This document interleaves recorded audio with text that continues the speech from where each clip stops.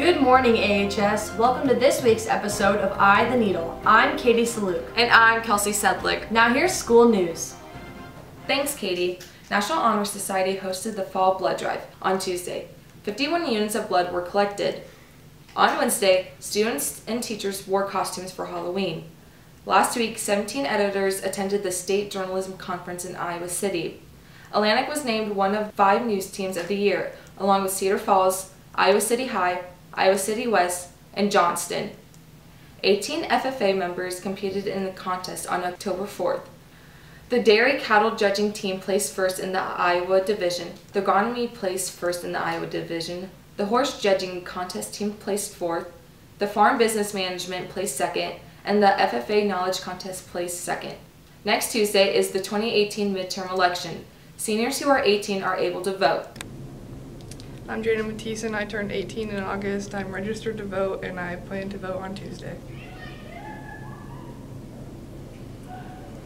I'm Paige Carrier. I turned 18 in October. I'm not registered and I haven't decided who I'm going to vote for. I'm Tristan Schmidt. I turned 18 in September. I'm undecided if I'm going to vote and I'm not registered. Now here's Katie with Fine Arts. Thanks, Kelsey. The fall plays this weekend at the high school on Friday and Saturday at 7:30 p.m. and Sunday at 2:30 p.m. Admission for Almost Maine is $5 for adults and $4 for students. Activity passes will not be accepted. In band, students are preparing for SWEBA auditions and recently started music for the December concert. This week in choir, students auditioned for parts in the December Magical Dinner and danced and sang to show choir music. The musical Haunted House was held last Friday and Saturday. They raised $1,355. Choir director Jennifer Gasser made a deal with students that if 108 people go to the haunted house, she will get a pie in the face. Here's a clip. Ready? Now here's an ad brought to you by Kinsey, Chloe, and Anna. We need more girls to go out for basketball. I know, we only have 20 and there's 3 freshmen, so they wouldn't even have a team.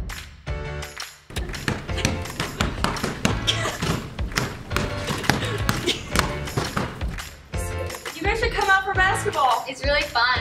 Okay. You guys should come out for basketball. Okay. You guys should come out for basketball. Okay. You guys ready for practice? Yeah! Wait. I want to go out. Okay. 2, 3, 1, 2, 3, go!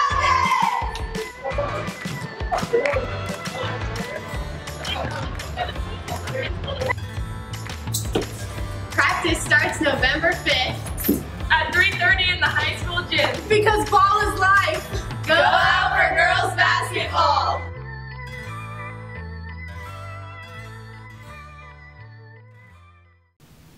Thanks, girls. Now here's sports with Allie. Thanks, Katie. The football banquet was on Sunday night, ending the season. Chase Mullenix got awarded Elite Defensive Back of the District.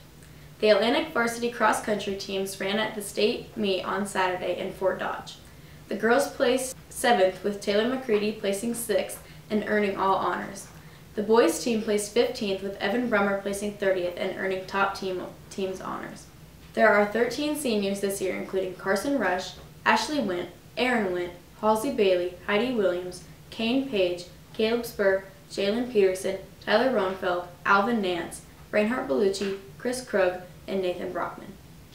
The girls swim team regionals meet was on Saturday in Johnston. 6 out of 11 girls qualified for state. Camry Miller qualified in 4 events and Anna Lowry also qualified in 4 events. 8 out of 11 events are heading to state. Now here's a classroom update brought to you by Alex Harper. There's a cloud of intelligence hovering over these students.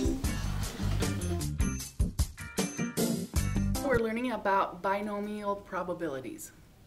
They have 2 outcomes. So like the probability of you have a child and it's either a boy or a girl. Okay, so those 2 outcomes. In an election, if you have 2 candidates, that would be binomial, Democrat, Republican. We use the standard deviation, we find it, and then we take it times 2 and we subtract that value and then we add that value. And that is the range of the usual numbers, and everything outside of that is not usual. Really really enjoy statistics because it's a lot of just numbers in the sense of they describe something rather than just being steps towards an answer at the end of the problem. These numbers really let you know what is going on in the world. And I really think that's pretty interesting. Brain cancer occurrences, and so using the data that they had collected, we discovered that they had like 325 cases out of, guys, how many was it? Like 420,000. 420,000, and they thought that was unusually high. So we ran the numbers, and it was not. It was within the range of normal scores. So they shouldn't be concerned in that community. So it's just very interesting stuff.